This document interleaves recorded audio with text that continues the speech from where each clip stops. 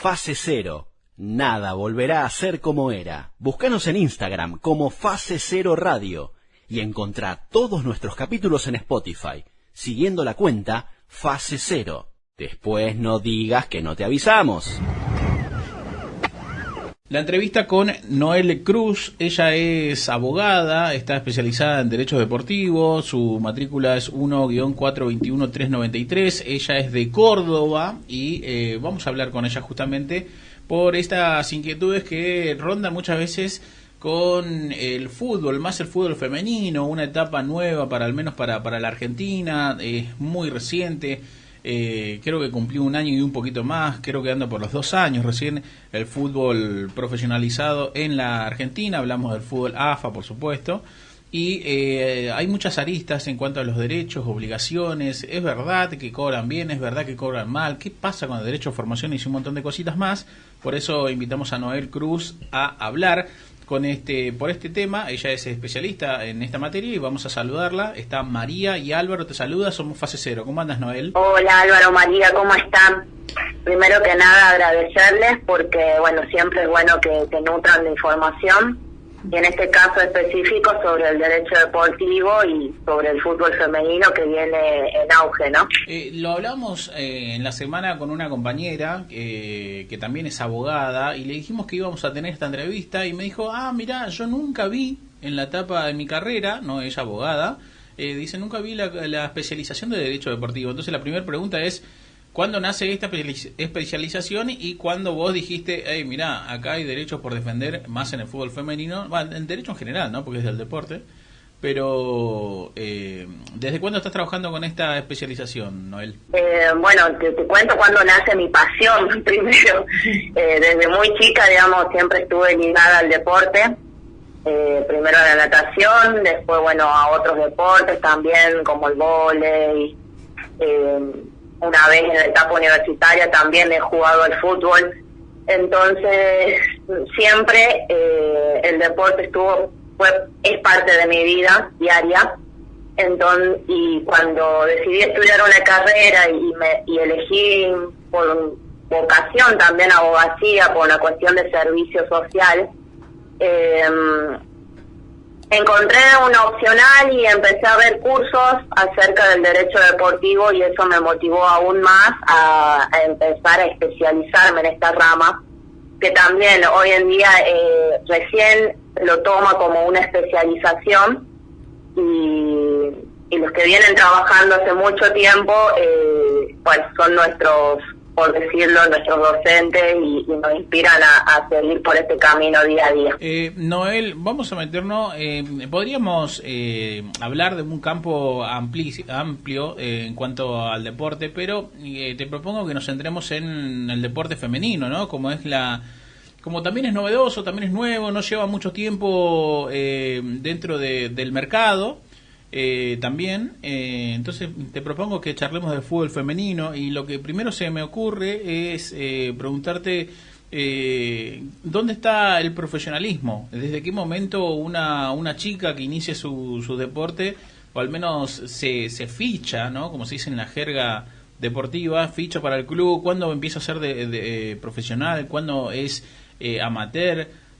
También obviamente ya iremos profundizando qué es un sueldo, qué es un viático, porque muchas veces uno dice, bueno, está jugando mi sobrina está jugando, un ejemplo ficticio, en Huracán, y uno piensa que con 15 años, no sé, estará ganando bien, estará como hecho, salvó a la familia, pero no, pasa muy poco en el fútbol masculino, imagínate el femenino. Sí, tal cual. Pero bueno, ahí quiero destacar y hacer una distinción de que en esta pregunta precisamente no hay una distinción entre masculino y femenino, ya que un deportista puede ser profesional o un deportista puede ser aficionado o amateur. En el ¿cuál es la principal diferencia y cuándo pasa a ser profesional? Es que cuando su actividad física, que ejerce en un determinado club, pasa a ser su medio de vida. Y un deportista aficionado, la actividad física que realiza, no hay una retribución económica. Y vos, Álvaro, ahí viste en el punto cuando dijiste sueldo y viático, ya que el ejemplo está en un deportista aficionado cuando le dan ropa o cuando le dan plata para ir a una competencia o para ir a los entrenamientos diarios. Eso se conoce comúnmente como viático, pero no llega a ser un sueldo. Entonces, resumiendo, tanto el profesional como el deportista amateur realizan una actividad física en la cual, digamos, sus derechos federativos se encuentran en un club, pero el profesional recibe un salario que tiene que ser superior al salario mínimo vital y móvil, y el aficionado no. Claro. Después, bueno, ahí preguntaste un poco respecto de la edad, y quiero remarcar ese tema porque es muy importante. Según el convenio colectivo de trabajo, que ya vamos a hablar más adelante, un deportista profesional, y en este caso un futbolista, puede firmar su primer contrato a los 16 años de edad. Antes no. De los 16 hasta los 18 con autorización de los padres, y los 18 en adelante por propia autonomía de la voluntad. O sea, yo puedo encontrarme con una sobrina, una vecina, una amiga, mi propia hija, que esté entre los 16 y 18 años, que es profesional. Eso tranquilamente puede suceder. Sí, puede firmar contrato profesional con autorización de los padres. Y me ha pasado que tengo amigos que están separados, y lógicamente la tenencia, bueno, lo que se conoce, ¿no? Por partes separadas. Y una parte de ella no quiere que su hija sea profesional en la materia, que juega la pelota literalmente, y tiene grandes condiciones. Entonces, cuando se encuentra en esa situación, el único camino que le queda, al menos, no es abandonar, sino continuar, pero siendo quizás amateur, ¿no? Pero rindiendo con responsabilidades de un profesional. Una cosa no quita la otra. Sí, tal cual, pero bueno, si es siempre yo apuesto por lo que el menor quiere, ¿no? O sea, el menor tiene derecho a ser escuchado. Esa es una frase que escuchamos a diario y respaldado por el derecho de familia, el derecho civil argentino. Y me parece justo que sea, digamos, evaluado por quien tiene la tenencia del chico, y que un juez, digamos, ratifique esa decisión. Digamos, si el chico puede ser profesional, no vería por qué el padre se tendría que poner en contra, ¿no? Deberían pensar en todo el menor y no en los intereses personales. Pero bueno, eso es una opinión personal mía. Y Noel, en general, los deportistas y las deportistas, ¿cuándo acuden a vos? ¿Tenés como, digamos, acompañás y asesorás a algo más específico, o en general, digamos, por qué solicitan tu servicio como abogada? Sí, bueno, he tenido casos diversos por el tema de menores, que es un tema que me apasiona muchísimo. Casualmente por el tema de pases, cuando un club no le quiere ceder el pase al otro y demás, y hay un conflicto ahí entre los derechos federativos del menor, y los clubes por lo general a veces ejercen un tipo de derecho de retención, el cual, digamos, no es válido, ¿no? Yo apuesto, digamos, a las divisiones inferiores, y que los clubes puedan realizar convenios y puedan llegar a una negociación por el pase de un chico, un menor a otro, pero que estos convenios no tienen que tener un monto elevado, digamos, en dinero y demás. Para mí los convenios tienen que ser válidos al momento de entablar camisetas, pecheras, o incluso un porcentaje de algún pase futuro en el caso de que este menor firme un contrato profesional, pero no más allá de eso, ¿no?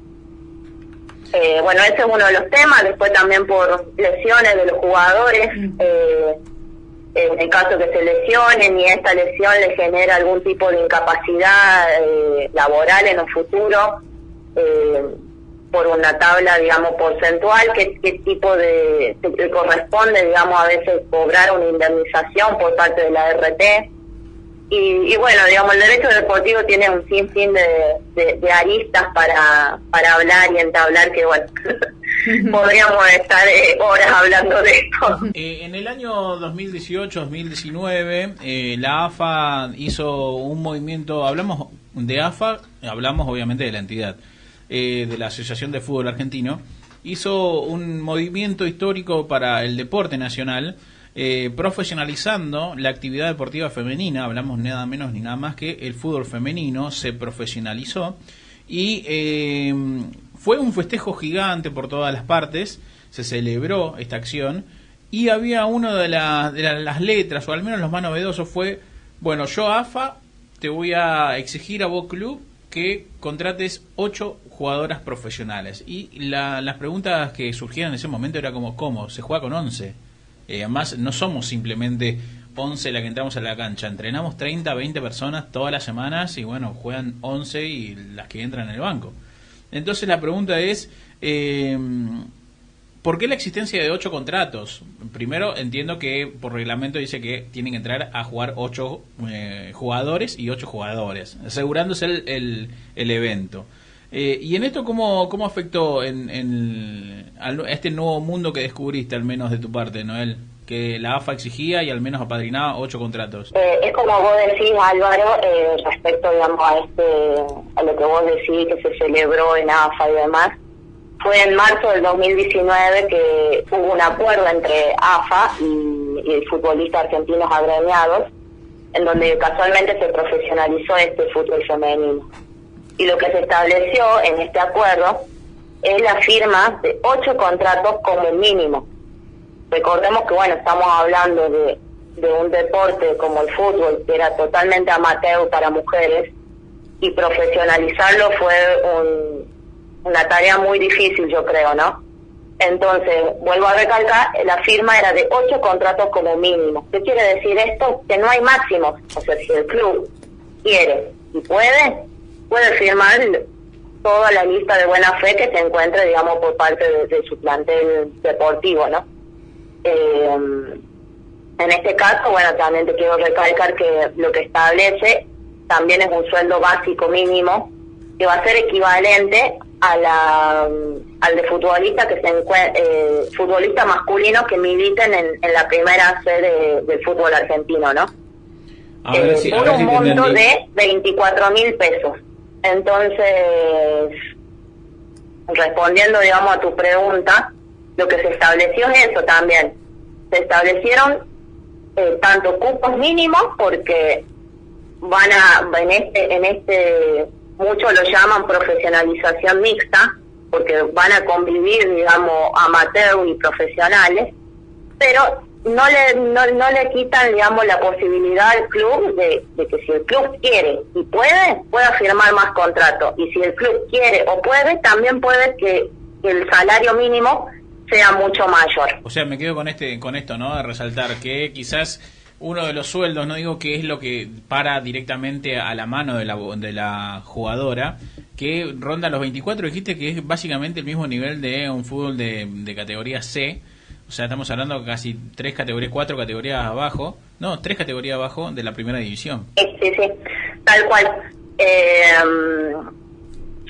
Como retomando, digamos, lo que veníamos diciendo, sí, yo tengo alguna pequeña crítica ahí en cuanto al mínimo, pero no dejo de destacar que debe ser una tarea muy difícil profesionalizar un deporte que hasta hace un tiempo no estaba en el mapa.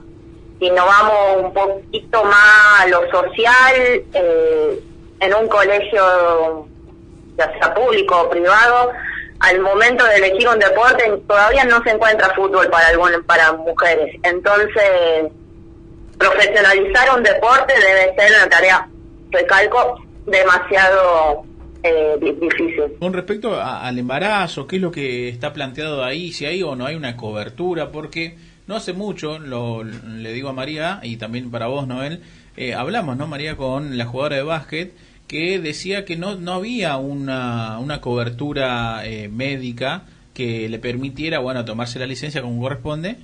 Y claro, de ella había sido noticia porque había aparecido amamantando a su bebé en pleno partido, y bueno, nos comentaba, sí, así que bueno, la pregunta sería eso, ¿qué opinás o cómo es? Se llamaba Antonella González, la jugadora. Ahí está, lo decimos por si alguien no sabe de qué estamos hablando.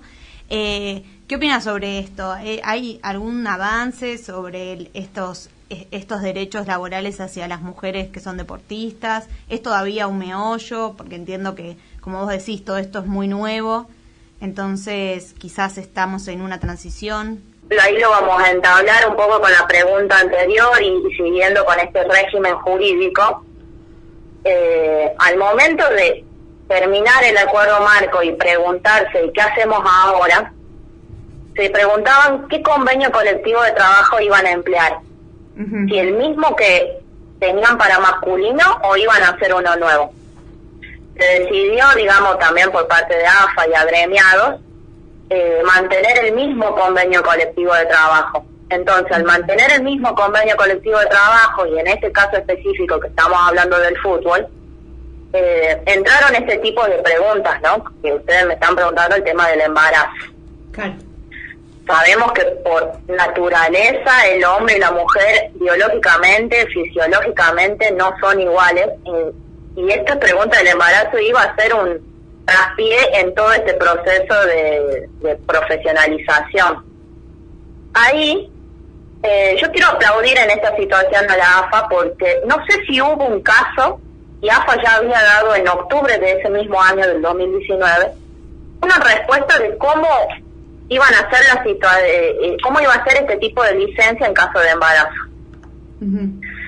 Yo lo destaco porque, bueno, siempre a veces, digamos, uno tiende a criticar a las asociaciones y demás, pero en este caso, repito, no sé si había un conflicto, digamos, de alguna futbolista, y sin embargo, en octubre, rápidamente, frente a las preguntas que se fueron haciendo en ese tiempo, ya había una respuesta.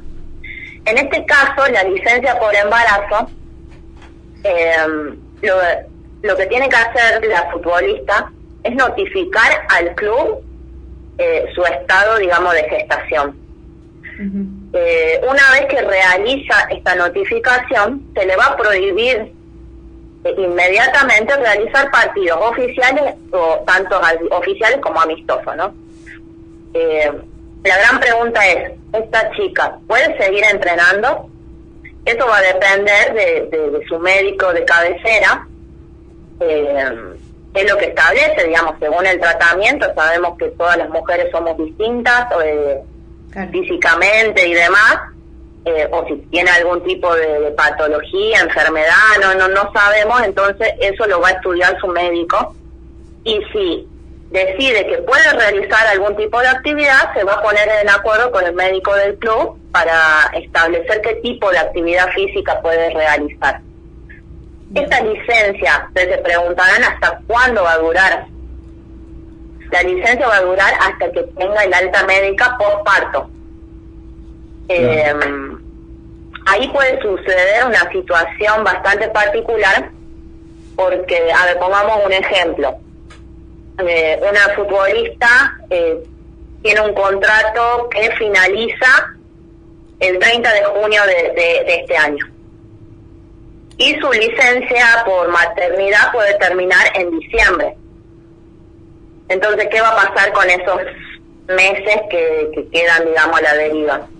Lo que establece, digamos, en el boletín oficial es que se le va a seguir cumpliendo con todas las prestaciones, entre ellas principalmente el sueldo, hasta que termine la licencia. O sea, no obstante, si su contrato venció antes, va a ser hasta que, vuelvo a repetir, hasta que termine la licencia por maternidad. Ahí, excepcionalmente, AFA va a abrir un libro de pases, creo que por 20 días, si no me equivoco, para que esta pueda, digamos, en el caso, digamos, que el club no le renueve el contrato, para que pudiera, digamos, buscar un nuevo club de la misma categoría a la cual, digamos, ella pertenece, ¿no? Me quiero quedar en un punto que, al menos en el fútbol masculino, paró a muchos la atención. Es el caso de Santiago Silva. Si en algún momento pasó, si sabés, tenés conocimiento o cómo actúa la ley en ese sentido. El caso de Santiago Silva, para aquel que desconoce, es un jugador profesional que se aplicó hormonas para el tratamiento justamente de querer ser padre por tercera ocasión, si no me equivoco, Conclusión que en una actividad, en un duelo deportivo, le tocó el doping, se hizo el test y a los 6 meses le dijeron, che, diste positivo, ¿te acordás en el partido que jugaste la otra vez? ¿Cuándo? Sí, hace 6 meses, bueno, diste positivo y te vas a estar parado. Así, cuestión que pasaron 2 años de la fecha, hoy le dieron el ok, falló, tuvo que ir 2 veces a juicio. En la justicia extraordinaria, por AFA también, se fue a España, también apeló por allá, y al final terminaron dando el alto diciendo, sí, bueno, dale, vuelves a la actividad. Pero hasta ahí parece todo muy lindo, muy romántico, pero el muchacho tiene 40 años. Claro. Entonces, básicamente lo estaban retirando. Llevado esto al caso femenino, ¿cómo se resolvería si te encontraste ya con un panorama de estos, de que quizás un medicamento, no te digo que específicamente...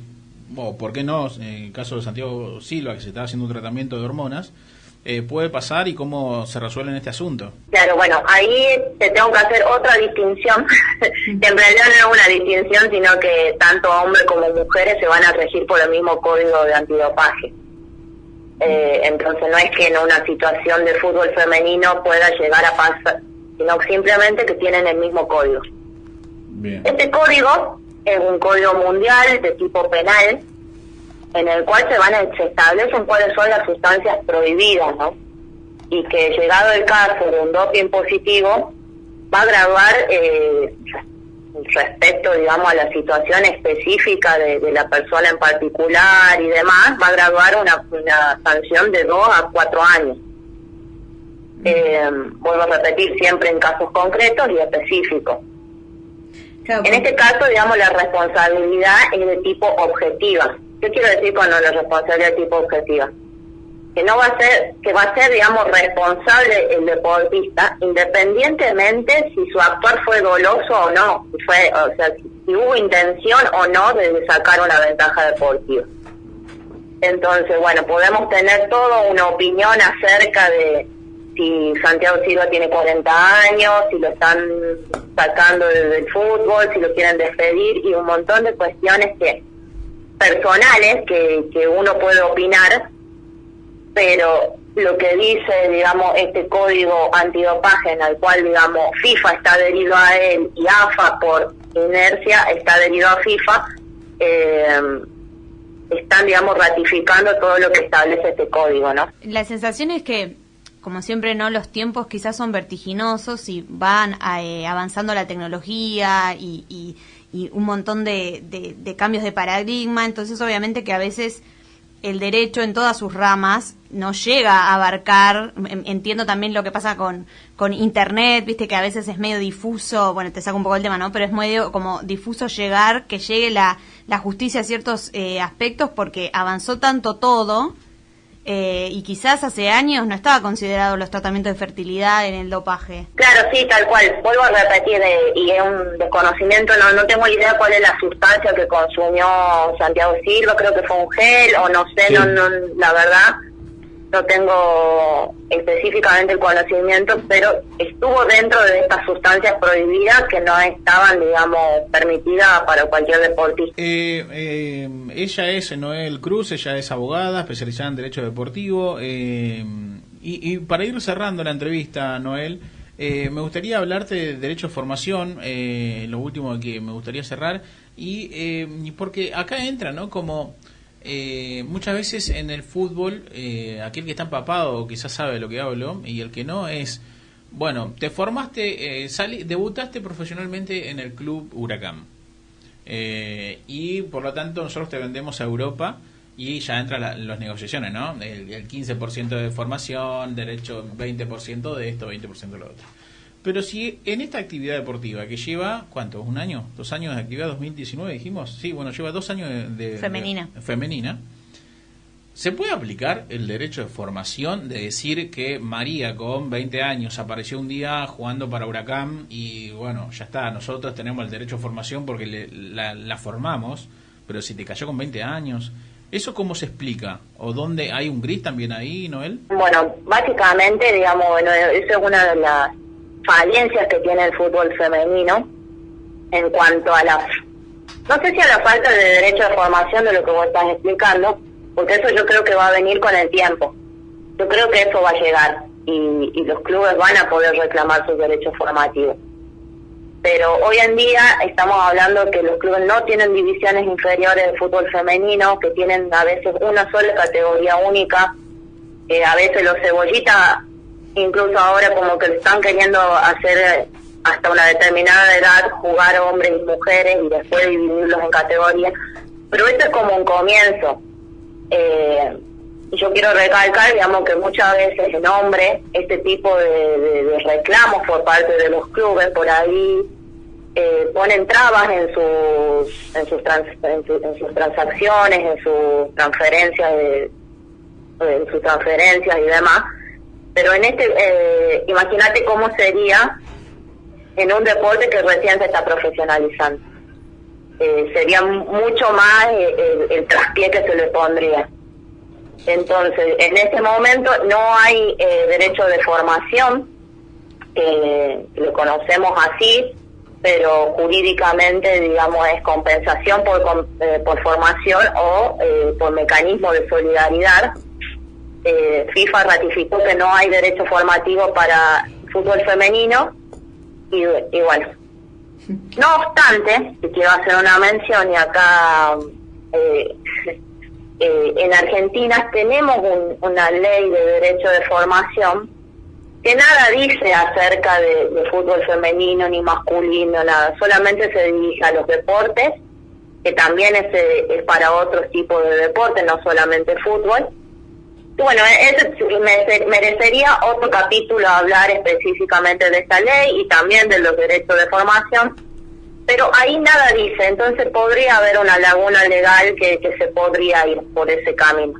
Pero repito, sería poner un traspié a algo que está comenzando y debería tener un futuro, ¿no? Así es. Noel, si por ahí nos quedamos corta de pregunta, algo más que quieras destacar o anunciar, es el momento. Nosotros simplemente agradecerte por tu tiempo, por tu disponibilidad y bueno, muchas gracias. No, gracias a ustedes, digamos, vuelvo a repetir, como dije al principio, siempre es lindo que los medios hagan eco, en este caso del fútbol femenino, del derecho deportivo y bueno, muy agradecida a ustedes. Gracias, Noel, te mandamos un fuerte abrazo y sos jujeña viviendo en Córdoba, ¿no? Así es, digamos, jujeña y ya hace casi 14 años viviendo en Córdoba. ¿Ya adoptamos al Fernet con coca o no? Sí, está totalmente adoptado. ¡Vamos! Bien, perfecto. Bueno, a todos los que quieran seguir a Noel o pedir asesoramiento, porque no, ella está en las redes sociales, Noel Cruz, es abogada, fue especializada en Derecho Deportivo y está obviamente operando en Córdoba, pero aún así la información es como general, la pueden aplicar en cualquier parte en terreno argentino. Así que, Noel, nosotros por este lado, junto con María, te agradecemos. Gracias, Noel. No, gracias a ustedes. Saludos y a cuidarse, a seguir cuidándose. Chao, besitos. Gracias, chao. Chao, hasta luego. Así pasaba Noel Cruz, ella abogada, especializada en Derecho Deportivo, hablando con Fase Cero. Fase Cero. Nada volverá a ser como era. Búscanos en Instagram como Fase Cero Radio y encontrá todos nuestros capítulos en Spotify, siguiendo la cuenta Fase Cero. Después no digas que no te avisamos.